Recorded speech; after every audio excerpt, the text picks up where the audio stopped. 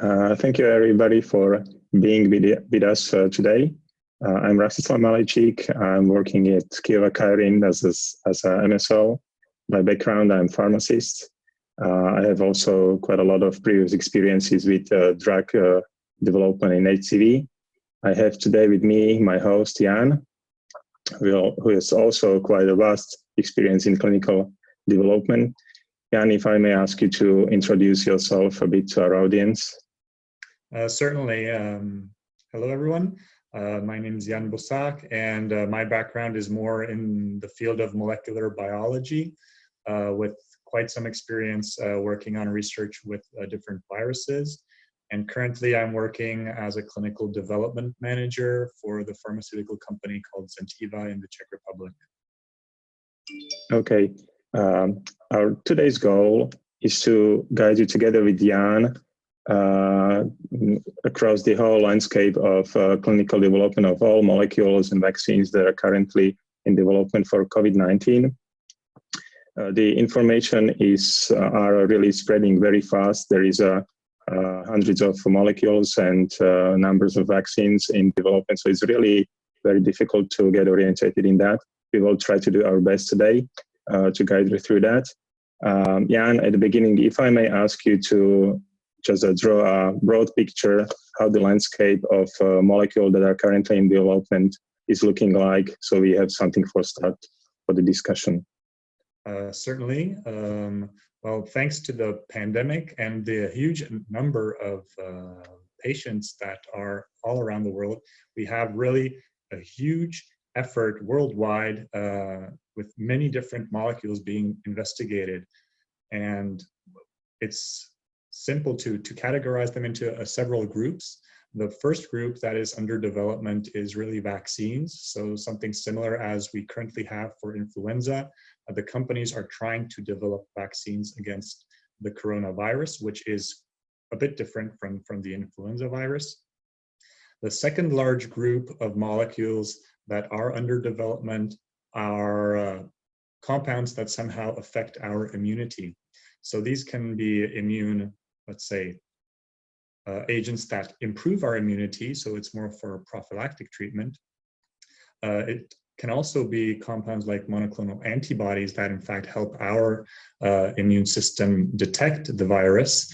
And on the other hand, when the virus actually is already in our body and is causing some severe or even critical conditions, then there are compounds that can somehow alleviate or downplay our immunity so it doesn't actually negatively influence our state. And the last group that is under consideration, quite importantly, are molecules that specifically target the virus's life cycle. And what is interesting about that is that these molecules typically have been developed not for the coronavirus, but for other viral infections or illnesses. But to explain a bit more in detail, when the coronavirus is actually in our body, it somehow has to interact with the cells, and it really needs to be inside the cells for it to replicate. So what we can see on this image here is, on the left-hand side, is that the coronavirus, it has these special proteins on its surface called S proteins or spike proteins. They really do make spikes, so when looking at it under a microscope, it looks like a solar corona, hence the name coronavirus. And these spikes, or these proteins, interact with receptors on the surface of our cells, of the host cells. These are mainly the ACE2 receptors and TMPRSS2 receptors. And what this interaction enables is for the virus to be incorporated into the cells. And at this point, it's not quite clear how the virus does it. It can be either through membrane fusion or a process called endocytosis. Nevertheless, what happens is that the virus enters into the cell, and it releases its genetic information. And in the case of coronaviruses, this genetic information is in the form of RNA. And this RNA, it works as or it functions as a template for viral proteins to be synthesized. Okay, so basically the virus is using the whole cell machinery to produce these proteins and replicate the RNA, so to replicate itself as a whole. Yes, that's completely correct. The virus itself cannot replicate. It really needs the host cells, and using its genetic information and the host cell's molecular machinery, it is able viral proteins and more viral RNAs. So what typically happens is, based on the RNA, the proteins are created, synthesized, and they are typically in the form of these long-chain polyproteins, which then need to be split into smaller fragments for them to actually work. At the same time, there is replication of the viral RNA. So together, the viral RNA, the viral proteins, and also some components of membranes for the cell, this all comes to form new viral particles. And in the end, these particles just need to basically exit the host cells and enter into the environment, and thus be able to affect and attack other neighboring cells. And basically, by knowing all this from the viral life cycle, scientists can specifically design different medication and test different medication that can inhibit particular. Hi, Jan, are you still with us? I have a glitch in the broadcast.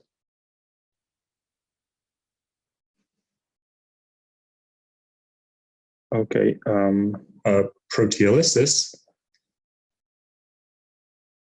while other compounds such as remdesivir, they inhibit a different event. Okay, I'm sorry. I have a glitch in the broadcast. Yes, as you said, one of the steps in viral replication is the replicating of its genetic information of the RNA. We currently have two drugs in clinical development that are targeting the exact enzyme, the RNA-dependent RNA polymerase. Luckily, also the timing of this conference is really great, because just yesterday there've been an announcement about great data of one of the drugs called remdesivir. The another is favipiravir. So let's start with remdesivir. As it has been said, the drug is inhibiting RNA polymerase, so it's stopping the process of replicating the viral genetic information. It is doing that in a way that it's mimicking the natural building blocks of the RNA, and with this, it's terminating the elongation of the chain. The remdesivir was at the beginning developed for Ebola virus a couple of years ago, but now as this corona outbreak has come to,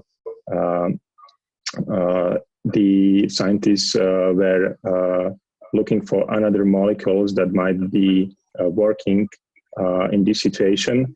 There were a lot of high throughput screenings, and remdesivir together with favipiravir and some other molecules with antiviral properties have been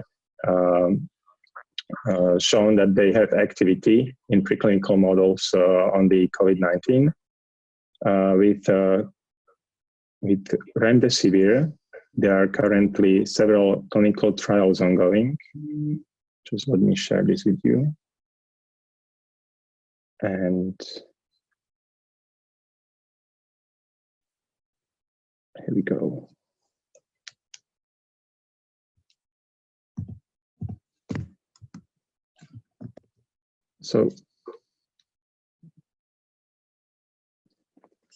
There are two clinical studies that are run directly by company Gilead that is developing remdesivir. Simple study in moderate disease patients.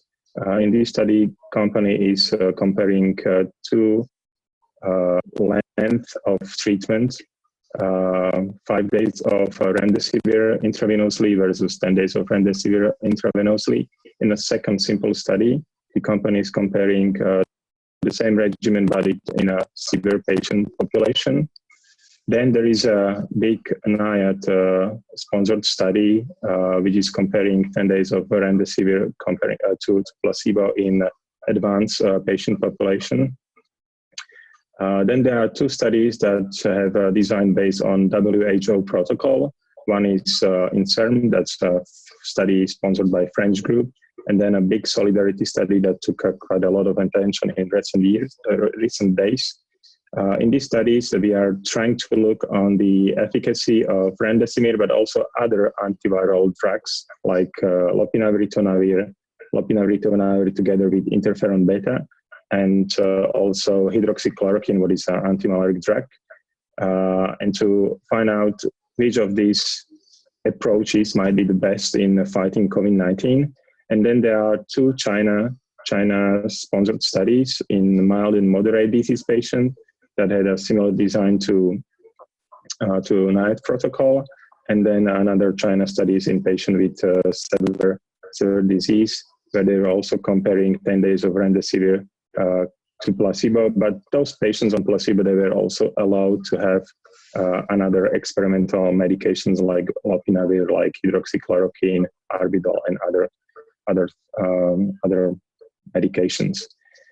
So as I mentioned previously, the NIAID study and simple study in moderate disease patients have been already finalized. The data are currently evaluated, but Gilead and also National Institute for Allergy and Infectious Diseases have announced that NIAID study, the study comparing remdesivir to placebo, was a positive study. They made the primary endpoint, and the primary endpoint was time to recovery. They just shared a simple message that time to recovery on the remdesivir arm was 10 days comparing to 15 days on placebo, and it was really highly statistically significant. We so far do not know any details, we don't have any granularity in the data. It might be that some patients' population in the study was doing better, some a bit worse.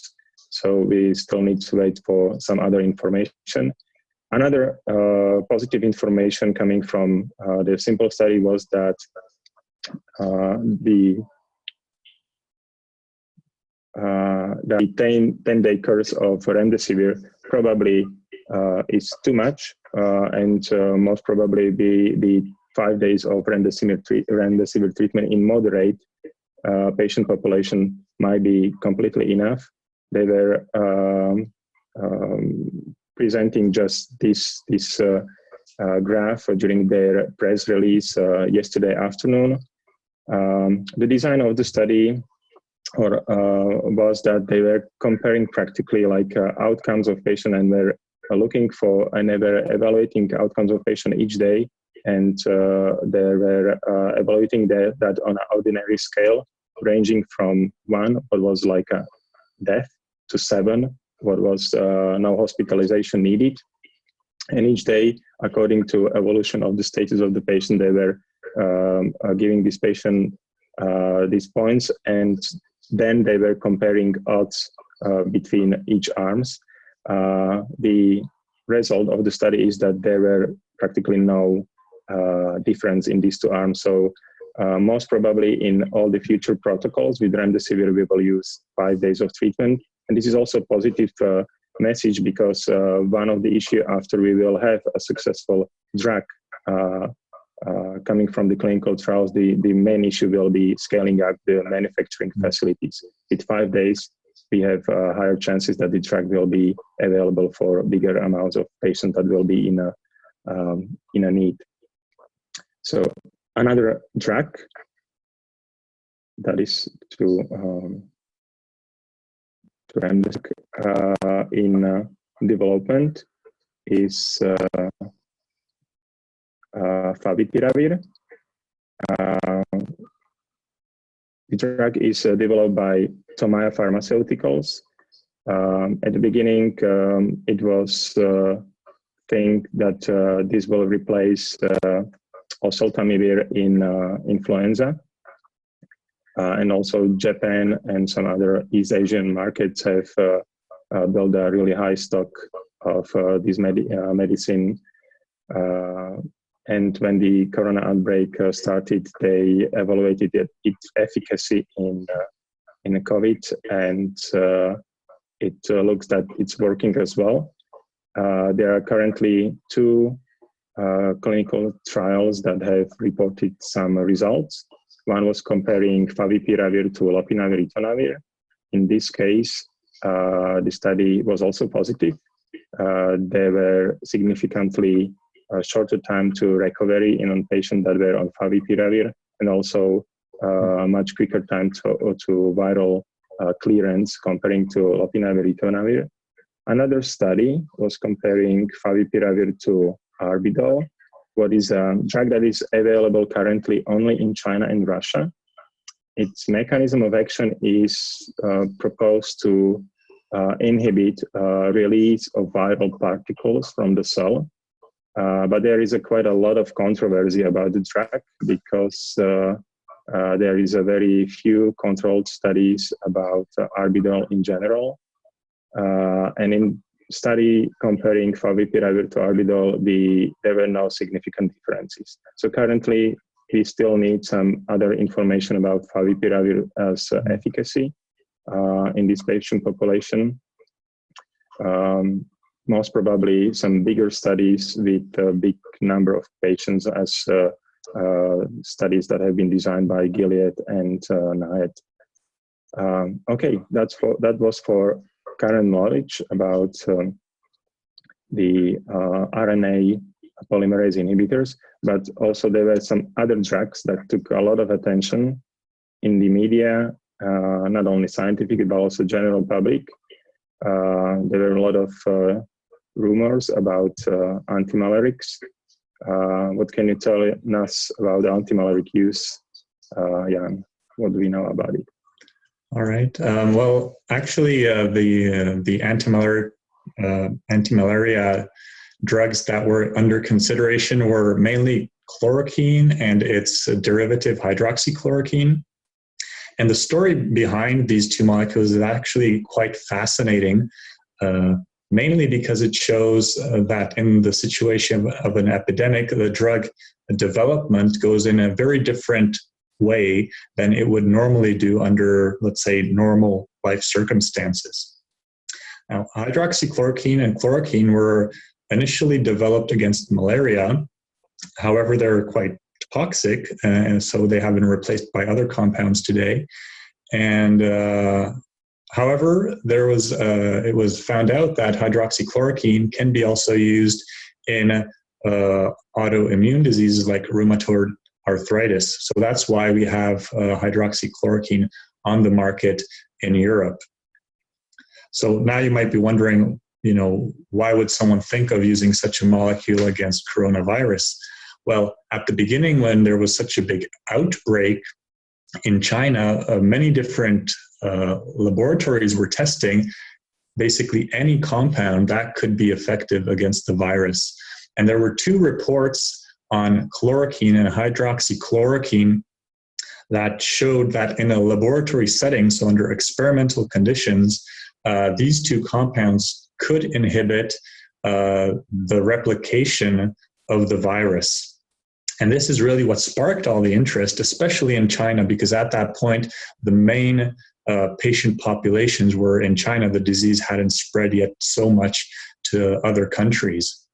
And these laboratory investigations gave rise to many, many different clinical trials within China. There were over 20 of them at least.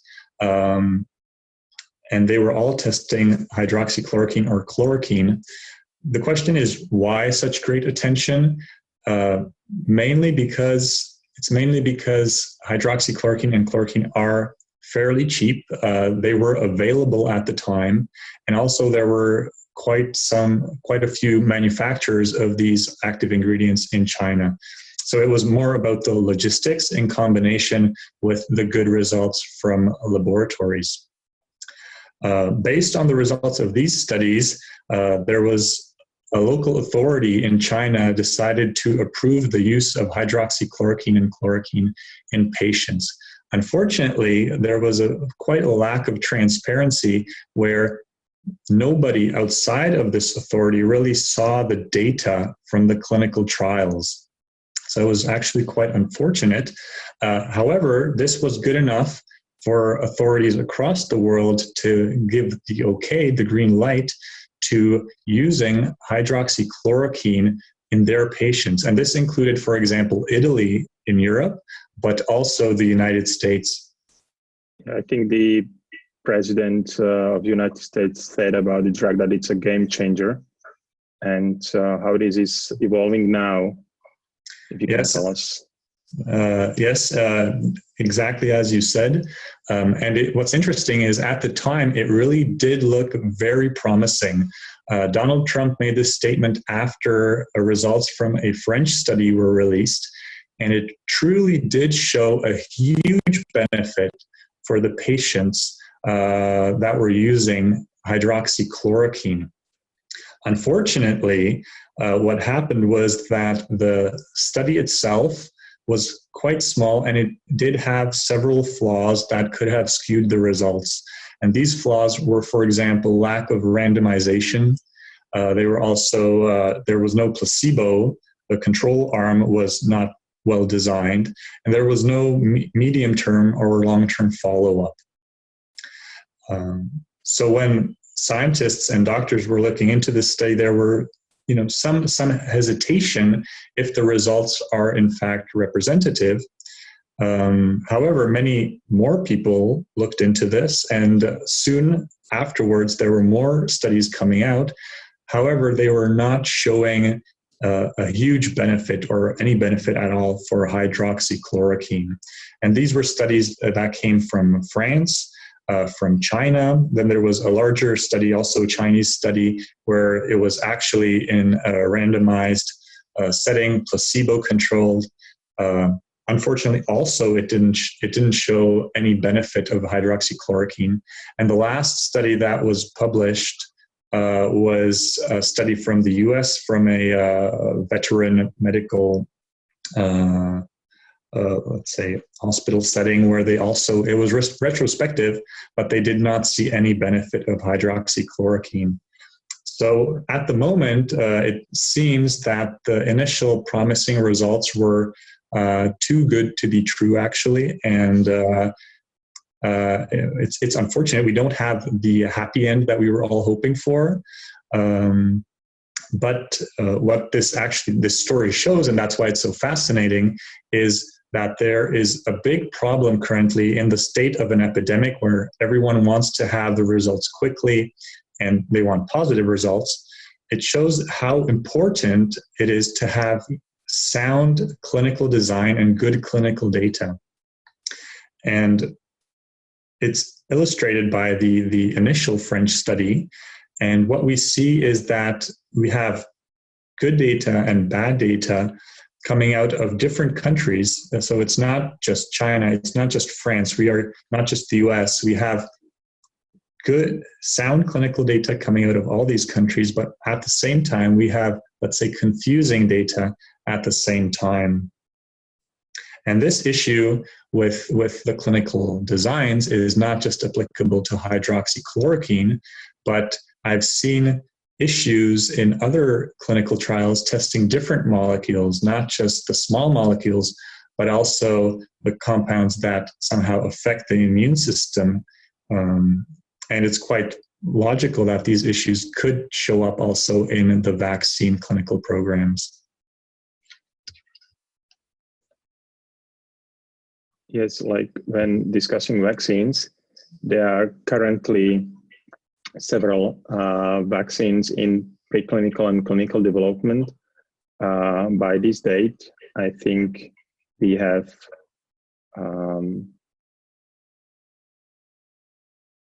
we have like 7 vaccine candidates in development.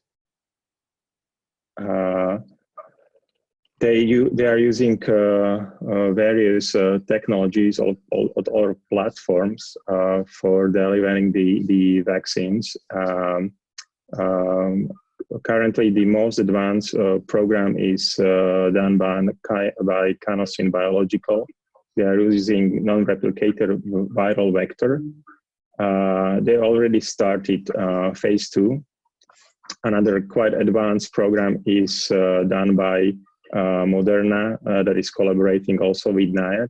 They are using RNA technology or mitochondrial RNA vaccine. They, I think, started as a first company bringing the vaccine to or starting the clinical program. One important thing regarding vaccine development is that practically all of these companies are saying that they are able to develop a vaccine within 12 to 18 months. What is really atypical for normal vaccine development. Yes, I've heard that typically vaccine development takes 5 to 10 years. So this is really astonishing. Yeah, like it's more to the 10 years if you are dealing with candidate that is practically unknown. The current record holder is, I think, Ebola vaccine that has been developed by MSD. They have done this within 5 years. So if you are talking 12 to 18 months of vaccine development in this scenario, we certainly have to take in our mind that there will be some sacrifices. And for example, the Moderna company, they at the beginning, they skipped the animal testing when developing their vaccine and move forward directly to first time in human trials. They are doing the animal testing parallelly, but this is just for illustration that if we really want to have working vaccine very fast, we really have to do some sacrifices. And if you take into account that these vaccines are intended for use for million and billion of people, the safety of this is really on the highest importance. Another thing for consideration is that most of the companies are using technologies that haven't been used so far in human, like DNA and RNA vaccines. They're so far used only, I think, only in a veterinary medicine. So we have really quite a limited experiences in using these vaccines in human. I really hope that this company will be able to move along and bring a safe vaccine in the future. There is currently over 70 preclinical vaccines in development. The good thing is that if one of them will fail, there is a lot of other candidates. So we have quite a high chance that the vaccine will be available in a particular time in the future. But with these 12 to 18 months, we have to think about that as a really super optimistic base case scenario. If anything happens during the development, these time frames will be more and more prolonged. And if we will have some vaccine within like 18 months, this will be most probably only for some kind of emergency use for some specific patient population that are in need, that probably need to travel. And it will be most probably tested on a population ranging from 18 to 50, 55 years of age. This is usually the population where you are starting with vaccine testing at the beginning. And then if you have enough data, enough safety data and efficacy data in this population, you can go to the elderly with more senescent immune system, or also to younger patient, to adolescent and infants, which immune system is still in development and behaving, or the response to the vaccine might be slightly different. So you have to test all this population, and this takes time, and we won't be able to have this vaccine for broader population within like a year and a half or 1 year. So certainly the vaccine is needed, because most probably this is the only way how to efficiently fight the disease. But I think that in the meantime, we need to put our hopes on some repurposed antivirals, as you said, Jan, or maybe some monoclonal antibodies targeted on viral proteins that might be developed in the meantime as well. Mm-hmm. Yes, it's quite interesting in this sense, since you mentioned the drug repurposing. When you look at all the medication that is being tested, most of the molecules, or I would assume all of these molecules, are actually being used or were used for a different indication. Even remdesivir was primarily developed against a different virus, and is being tested now against the coronavirus. And the same is true for all the small molecule compounds, but also for many of the biologics. So it's actually quite interesting. We don't have the time at the moment to really develop a completely new active ingredient because we have so many patients and there's so much pressure to find any kind of medication that will in fact work. And it's going to be interesting to see in the future how much energy and how much funds is going to be given to let's say, even theoretical research on trying to find novel entities that could combat viruses or infections that at this point are really not an issue, but could become an issue in 1, 2, 5 years or sometime down the road. Yeah, that's right. Like also currently there is a lot of efforts put into understanding the life cycle and better describing of proteins and building blocks that the virus needs for the completion of the full life cycle.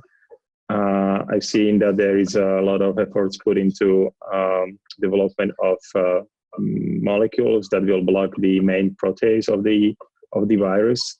But so far, a lot of these molecules are still in a very early preclinical stage or still in a discovery phase. Mm-hmm. So we will wait another several years until we will have something tangible in our hands. And most probably, they won't be used for this COVID, but maybe for COVID-20 something or so in the future. So the good news is that we at least know now that there are working drugs like remdesivir for the infection and might help people. When I look on the chat, I see there are some questions. Mm-hmm. We probably can start with answering them. So there is a question from audience. Are we making the virus resistant with multiple drug therapy? I don't know, Jan, if you have something to add to that. Yes, it's a very good question. And we have heard about resistance against bacteria. It's quite a significant topic prior to this epidemic. And it's true that viral resistance is also an issue, for example, in HIV patients. What's a bit different here is that, well, it seems that the coronavirus doesn't mutate as quickly as some other viruses. That's the first thing. The other thing is that the drugs that are being tested don't seem to work so much, at least the vast majority of them. And if you don't have that pressure, the selection pressure to actually kill the virus, then it really doesn't have any reason why it should mutate into a different form. So if in the clinical studies or even in just plain life experience, if the people are getting something that doesn't work against the virus, there's no reason why it should become resistant to that particular molecule. What could be different is, for example, if there are molecules that somewhat affect the virus or one of the stages of its life cycle, and then indeed the virus could become more resistant to that particular therapy. But we have our fingers crossed that it will not happen, especially because, as I said, it doesn't seem that the virus is mutating so quickly.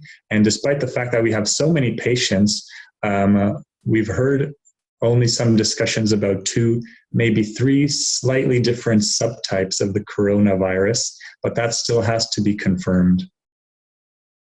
Yes, that's right. And one of the future prospects how to fight the resistance is to combine several drugs like in HCV, HIV, that are blocking several mechanisms of viral replications.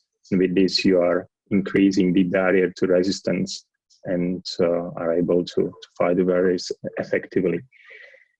Okay, another question was, what are the sacrifices companies are making to reduce the vaccine timeline? So one of them, I just said, the Moderna has completely skipped the animal trials and went directly to first time in human testing, but they are doing the animal testing in parallel to watch for some other safety signals. Another sacrifices might be that you will do some studies in parallel, which need results one from the another. But currently, what sacrifices the companies will do, it's mainly on them. They have to do the decisions, and I'm not so involved and do not have this kind of information, unfortunately. I certainly would like to know as much as possible about safety of the vaccine if I will be about to be vaccinated. I think these questions do need to be answered before the widespread vaccination program will start, because if anything went wrong, this might be really another argument for all these anti-vax people, and I think it will cause more harm, maybe even more harm than the corona itself, because this might spread not only to corona, but it will relate to also other vaccination program in general. So we need to be really very careful and very rigorous in testing of these vaccines. I think you are absolutely true. The issues with the safety, when you think about the death rates or how many patients actually end up in a severe state for COVID-19, well, from the news, it seems to be huge, but looking at it from a perspective of the whole population, the percentage is quite low. And if we imagine that we don't catch some safety concern in a vaccination program and then all of a sudden vaccinate hundreds of thousands, if not millions of people, then even an adverse event, a significant or severe adverse event in just 1% of the population can lead to a much worse situation than the actual virus itself. Mm-hmm. Another question is regarding the mutational status or rate of mutation of the virus, and if in regards to the vaccine, and also we can maybe spread it to the antivirals in general, if they will be effective. So as Jan said, it seems that the viral genome is quite stable. We know that especially the portion of the viral genome that is responsible for encoding of the spike protein, what is on the surface and what is the main antigen where all the vaccines are heading to. This part of the genome is really very stable. There is only one described mutation that is frequent in more than 1%. And there are some studies so far in preprint, and they haven't been peer-reviewed, but these studies are suggesting that this mutation rate is really very, they are very optimistic in creating efficacious vaccines against the virus. Regarding antivirals, some portions of the viral genome are less stable. We know that there are several mutations in those parts of genomes that are encoding RNA-dependent RNA polymerase, and it might lead to a bit prolonged course of the disease. We don't know so far how this will affect the other antivirals, I know that a lot of companies that are developing antivirals are doing studies in understanding the resistance profiles to their molecules. I'm sure that this will be done also for remdesivir and other nuclease inhibitors. So the vaccines most probably will be effective. The issue now is the time frame when we will have them available. Okay, I think we are slowly running out of time. Thank you very much, Jan, for guiding us through the current development in clinical development for the COVID-19. Thank you, everybody, for being with us. Thank you for the questions. If you haven't answered some of them, we will make sure that you will see the answers on the Y Summit webpage. And if you think somebody might benefit from this discussion, the record of the discussion will be also available on the Y Summit webpage. So thank you very much and have a great day. Bye. Thank you.